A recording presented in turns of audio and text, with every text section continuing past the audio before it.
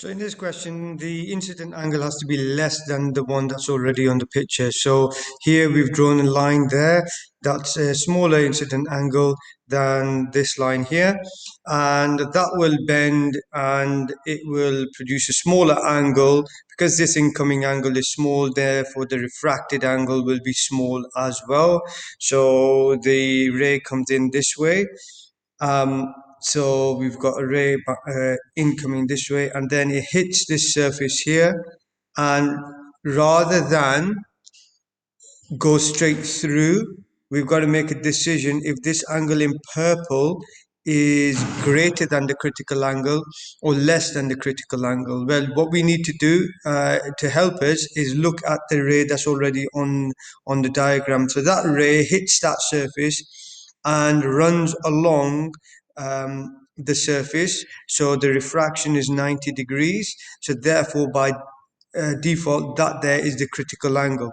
Now we can see that this here, this purple angle is greater than the critical angle because it hits the surface at a larger angle, and you can clearly see that. If you want to exaggerate it, draw another line that's further up, and you'll see that visually quite clearly.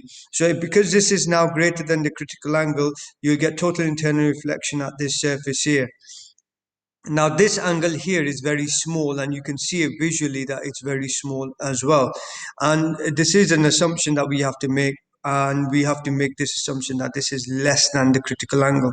Now you will have the numbers calculated for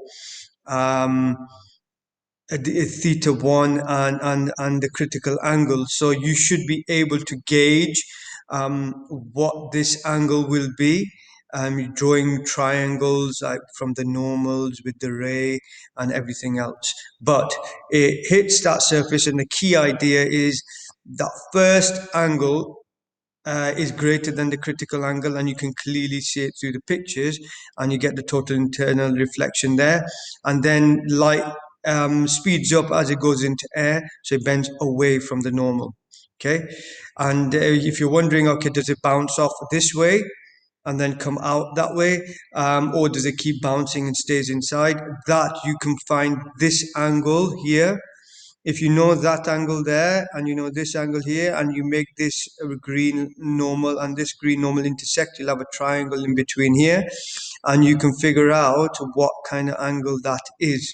Okay, but I think that's enough. Drawing 1, 2, 3, 4 rays, I think that's more than enough what the examiner is looking for.